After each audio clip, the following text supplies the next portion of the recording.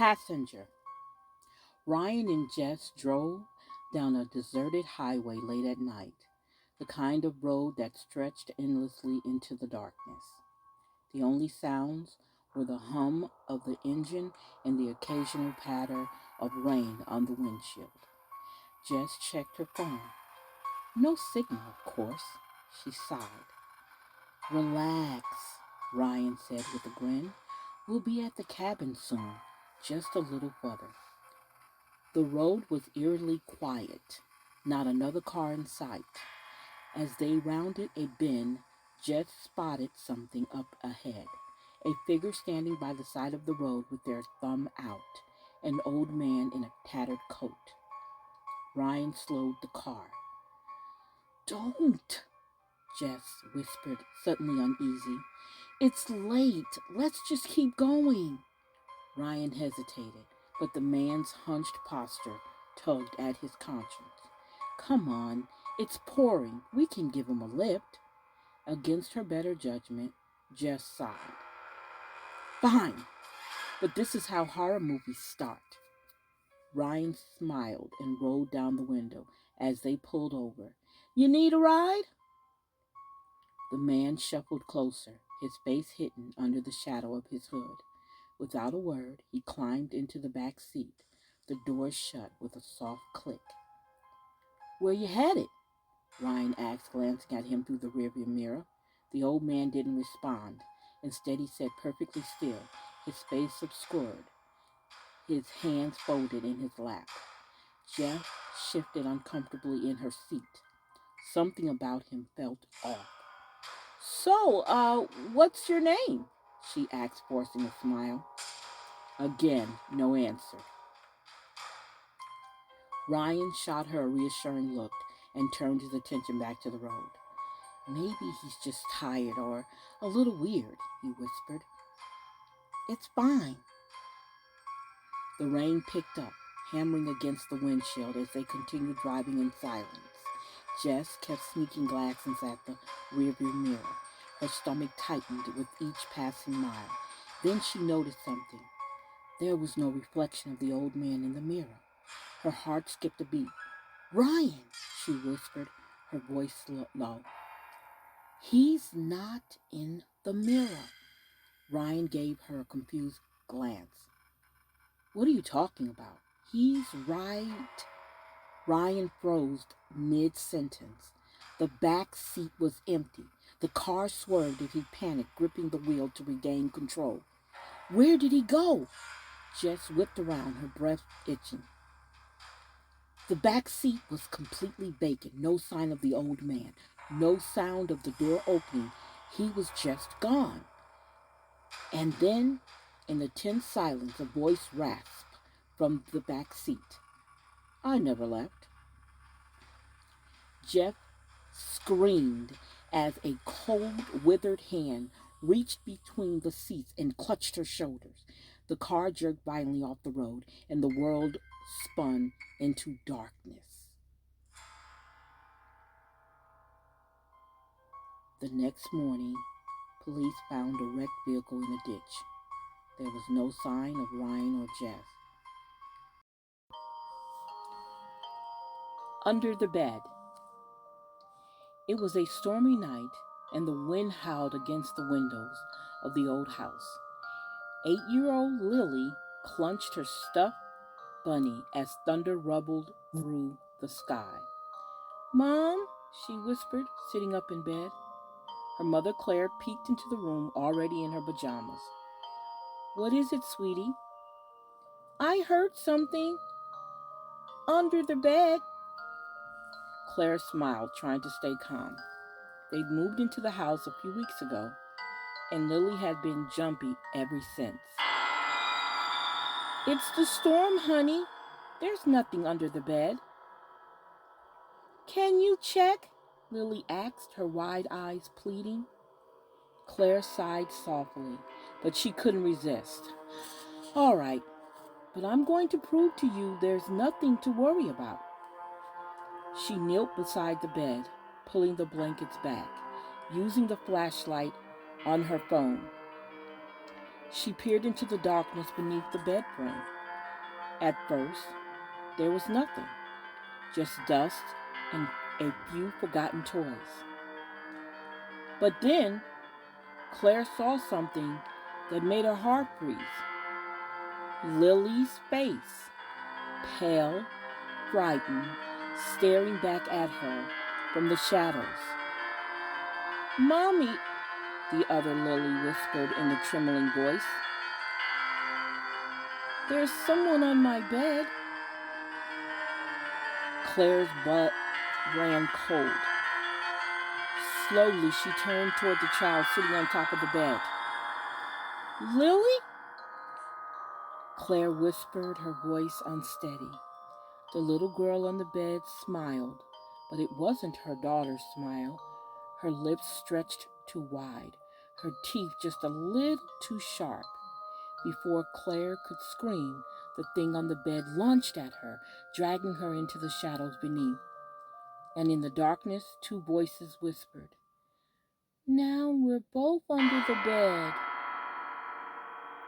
The next morning, the bed was empty, the covers neatly tucked. No one ever saw Claire or Lily again. But every so often, late at night,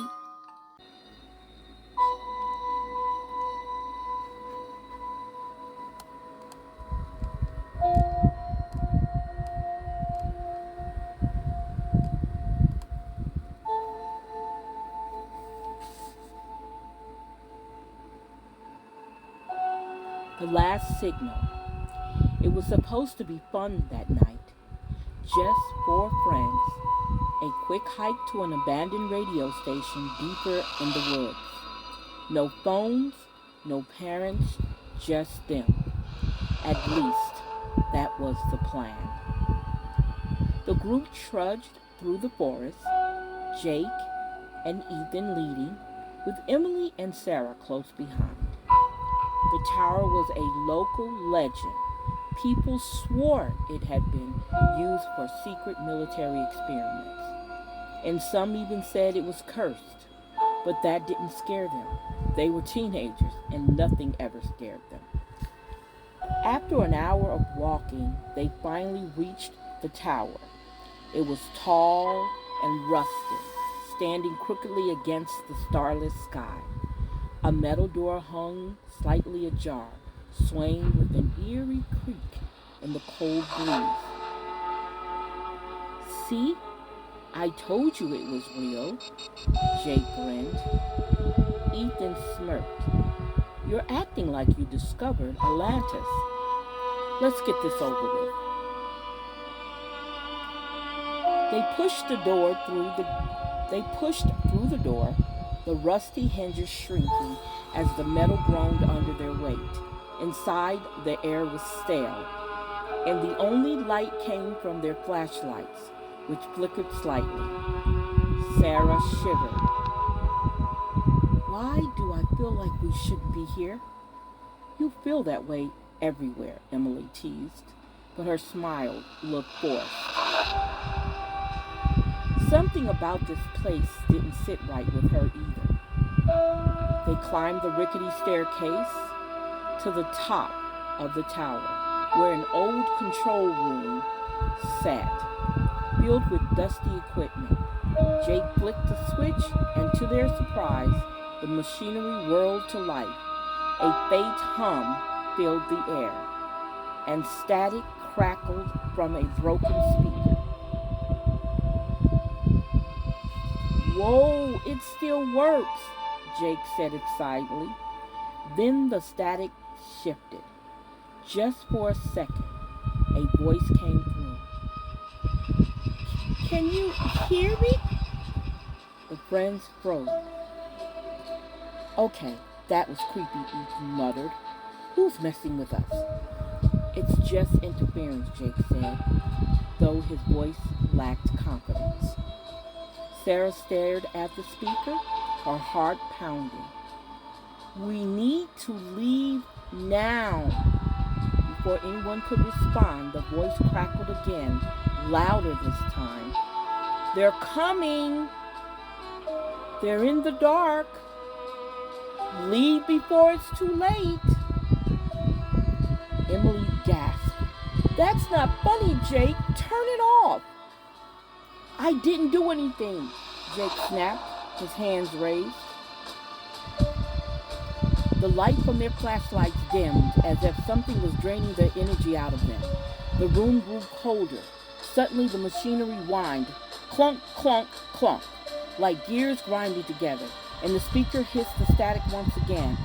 Then, clear as day, the voice whispered, "They're already here." The lights in the tower cut out completely. In the pitch black, Emily screamed. Ethan shouted her name, but her voice was cut off by a sharp, wet sound, like something dragging across the floor.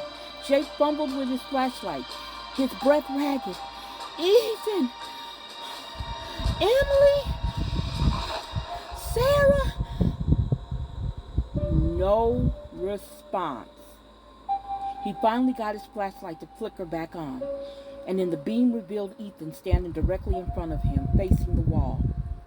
"Ethan," Jake whispered, slowly reaching out a hand. Ethan turned, and Jake recoiled in horror. His friend's eyes were completely black, and a twisted, unnatural smile spread across his face. "It's too late," Ethan whispered in a voice that wasn't his. The flashlight died again, and the last thing Jake heard was Sarah's terrified sobs, cut off by the sound of dragging footsteps. The next morning, search parties found the tower, but no sign of the teenagers. The only thing left behind was a single radio, still broadcasting, a faint, garbled message. "Can you hear me? They're still in the dark."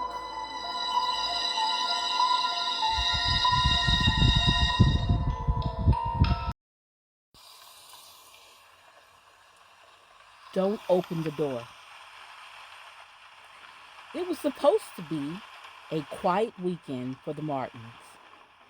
Tom and Sarah had taken their two children, 9-year-old Ben and 6-year-old Emily, to the family's lake house for a getaway. It was deep in the woods, miles from the nearest town, with no cell phone, just peace, quiet, and a time together. The first night, a storm rolled in, drumming rain against the windows. The wind howled through the trees and thunder rumbled in the distance as the family settled inside by the fireplace. Ben and Emily were playing with their toys on the rug when there was a sudden knock at the door. 3 slow knocks. Knock, knock, knock. Tom furrowed his brow. Who would come out here this late? Sarah looked uneasy. Maybe it's someone lost in the storm. Tom stood up. Stay here with the kids. I'll check. As Tom approached the door, a strange chill ran down his spine. Something didn't feel right. He peered through the peephole but saw nothing, just darkness and rain. Who's there? He called through the door. No answer. Sarah came closer, holding Emily's hand. Tom, maybe it's an animal or just the wind. Then the knocking came again. Knock, knock, knock. It was slow, deliberate, like whoever or whatever was outside wanting to be let in. Tom tightened his grip on the door, but something deep inside him screamed not to open it. Dad, Ben whispered from behind. Who's out there? Tom forced a smile. It's nothing, buddy. Probably just a storm plane trip. But as they turned to head back into the living room, the voice came. Mommy, it's me. Let me in. Everyone froze. It was Emily's voice. But Emily was standing right next to Sarah, clutching her hand tightly. Tom turned back to the door, his heart pounding. "Who's there?" he demanded, his voice sharper now. "Mommy, Daddy, let me in. It's so cold out here."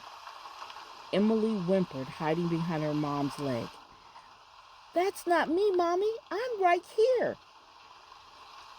Sarah's breath hitched. "Tom, don't open it. Please, don't open it." Tom, stepping back from the door, every instinct screaming to leave it alone, he backed away slowly, pulling Sarah and the kids with him toward the center of the room. But the knocking didn't stop. Knock, knock, knock. And then the voice came again, even softer. "It's so cold. Please let me in." Tom grabbed the fireplace poker, holding it tight as if it could protect them. "We're not opening the door," he whispered to Sarah, "no matter what we hear." Suddenly the front door handle began to rattle, softly at first, then harder. The thing outside was trying to get in.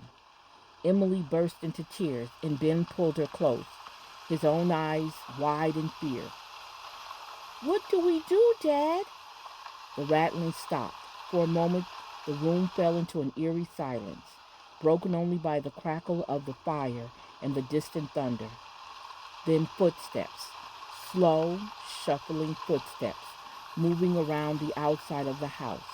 Tom and Sarah exchanged terrified glances as they heard it move, back, past the front door, toward the side windows. Sarah gasped as she saw the shadow move outside the living room window. It was small, of child's shape. Emily's shape.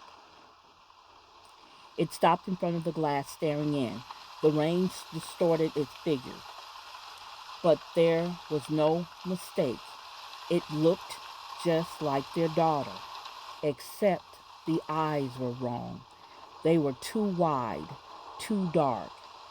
Sarah hugged Emily close, whispering, "Don't look.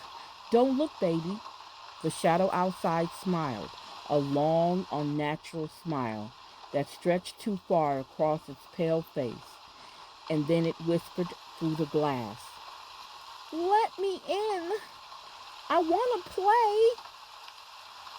Tom's grip on the poker tightened. "Everyone upstairs now." They backed away slowly, not taking their eyes off the window. The thing outside kept smiling, tapping its fingers softly against the glass as they retreated up the stairs. Once in the master bedroom, Tom locked the door and shoved the dresser in front of it. They all huddled on the bed, Sarah holding Emily, Tom holding Ben, and listened as the thing outside continued to move around the house. Tap, tap, tap. It tried every window, every door, whispering all the while, "Let me in. I'm cold. I'm so cold." The storm raged on through the night, and the family stayed huddled together, too afraid to sleep. Eventually, the tapping stopped. When the morning finally came, the house was quiet. Tom carefully moved the dresser and opened the bedroom door. The front door was still locked, and there were no signs of anyone or anything outside. But on the front porch in the mud were tiny footprints, leading from the woods to their door and then back again. And scratched into the wood just beneath the living room window were the words, "I'll come back for you soon."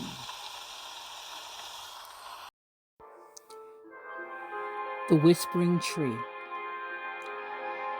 It was late October and the leaves had fallen, leaving the woods behind, Tommy's house bare and lifeless. Tommy, Eric, and Max had decided to spend the afternoon exploring deeper into the forest than they ever had before. They heard rumors from older kids at school about the Whispering Tree, a twisted old oak at the heart of the woods. People say if you stand under it at sunset, you can hear voices, Eric said as they trudged through the undergrowth. What kind of voices? Tommy asked nervously. Max grinned. The ghosts of kids who never made it out. Max grinned. Tommy rolled his eyes, but he couldn't shake the knot forming in his stomach. He hated ghost stories, but he wasn't about to back out, not in front of his friends. After an hour and a half walk, they found it. The tree stood in a small clearing, its branches curling unnaturally like claws reaching for the sky. The bark was black and gnarled, with strange carvings etched into the trunk, shapes that looked like faces, twisted in agony. See? Max said smugly. I told you it was real. The sun was beginning to set, and a faint orange glow bathed the tree in an eerie light. Okay, Eric said, adjusting his backpack. The legend says you have to stand right under the branches. If you listen carefully, you'll hear them whisper. Tommy hesitated. What if we actually hear something? Max smirked. Don't be a baby. It's just a tree. The three boys stood beneath the sprawling branches, looking up at the knotted wood. For a moment, everything was silent, just the wind rustling the dry leaves. Then, faintly, a voice drifted through the air, soft as a breeze. Help us! Tommy's breath caught in his throat. Did you hear that? He whispered. Eric nodded, his face pale. It sounded like a kid. Max's grin faltered, but he shook it off. It's just the wind, he said, though his voice wavered. Then another whisper came, louder this time. Come closer! Before they could react, the wind picked up, whipping the branches overhead. The carvings on the tree seemed to shift, the faces twisted into expressions of horror. We need to go, Tommy said, taking a step back. But Eric was rooted in place, staring up at the tree. His lips parted slightly, and his eyes glazed over. Do you hear that? He mumbled, stepping closer to the trunk. They want us to stay. Eric! Tommy grabbed his friend's arm, but Eric yanked away, his gaze fixed on the dark carvings. Then, Max screamed. Tommy whirled around just in time to see a branch coiled around Max's ankle like a snake, yanking him off his feet. Max clawed at the ground, but the tree was dragging him toward the trunk, pulling him deeper into the shadows. Help me! Max cried, his voice shrilled with panic. Tommy lunged forward, grabbing Max's hand, but the tree was too strong. The carvings on the bark twisted again. Now they looked like children's faces, their mouths open in silent screams. The whispers grew louder, overlapping in eerie chorus. Join us, stay with us forever. Tommy fought with everything he had, but the branch gave one final tug, and Max was gone, swallowed by the trunk as if he had never been there. Eric suddenly snapped out of his trance. What? Where's Max? Tommy could only stare in horror at the tree. The bark had sealed shut, and Max's terrified face now stared back at them from within the wood, frozen in a silent scream. We have to go, Tommy shouted, grabbing Eric's arm. They ran, branches clawing at their clothes as the whispers followed him, growing faint but never truly gone. When they finally burst out the woods and into Tommy's backyard, they collapsed on the grass, grasping for air. Max, Eric whispered. We left him. Tommy shook his head, tears streaming down his face. He's gone. The tree took him. They tried telling their parents, but no one believed them. Search parties combed the woods for weeks, but there was no sign of Max, just a twisted oak tree, silent and still. To this day, if you stand under the whispering tree at sunset, some say you can still hear the faint echoes of Max's voice crying out for help, but no one dares to get too close because those who do never come back.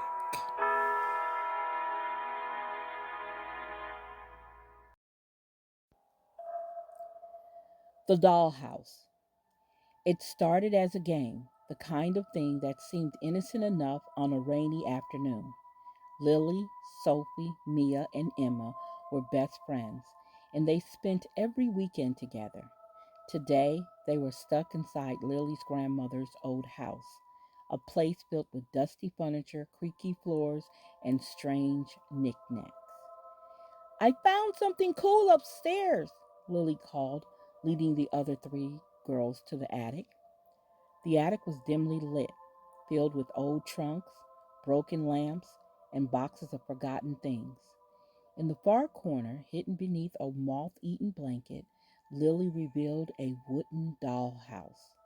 It was beautiful, intricately carved, with tiny windows, miniature furniture, and four porcelain dolls standing perfectly still inside.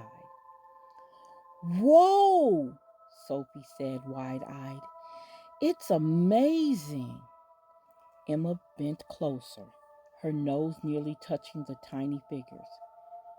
There are four dolls, one for each of us. That's kind of creepy, Mia whispered, shivered as she stared at the dolls.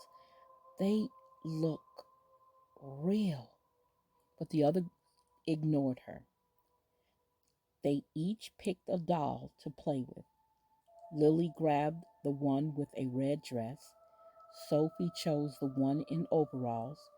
Emma took the doll with the flowered hat, and Mia reluctantly held the smallest doll with a blue ribbon in its hair.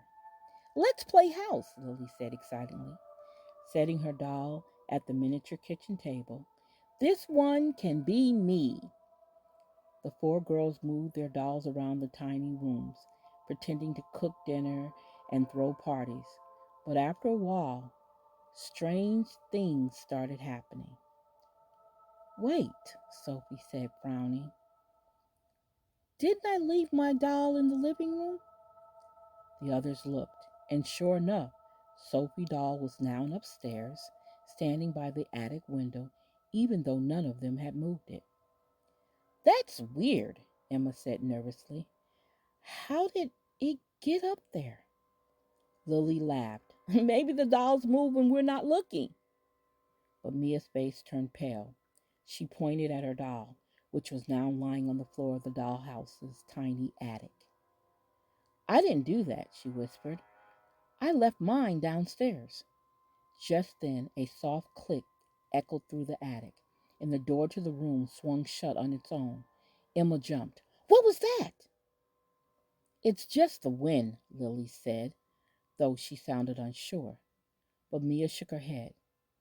There's no wind in here. The room suddenly felt colder, the air thick with silence. As the girls stared at the dollhouse, they noticed something else. The dolls' faces had changed. Their once blank expressions were now twisted into eerie little smiles, and their glassy eyes seemed to stare directly at the four girls. Okay, this isn't funny, Sophie said, her voice shaking. I want this to stop. But before anyone could move, the dollhouse attic door creaked open on its own. Inside, the tiny version of Mia's doll now had its head turned toward the real Mia, as if waiting. Then the lights in the attic flickered and went out. The girls screamed, scrambling to find each other in the darkness. Lily! Sophie cried. Where are you? I'm here! Lily shouted, but her voice sounded wrong. It was distant, like it wasn't coming from the inside the room. When the lights flickered back on, the girls gasped. Lily was gone.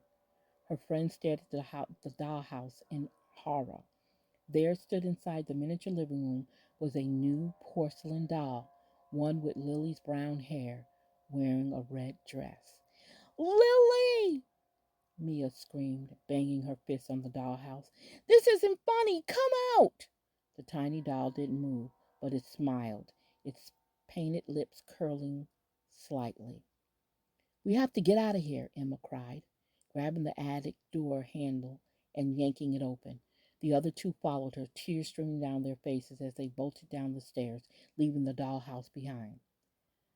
They told their parents everything, but no one believed them. The next day, when they returned to the attic with Lily's mom, the dollhouse was still there. But Lily's doll was gone. Weeks passed, and Lily never came back.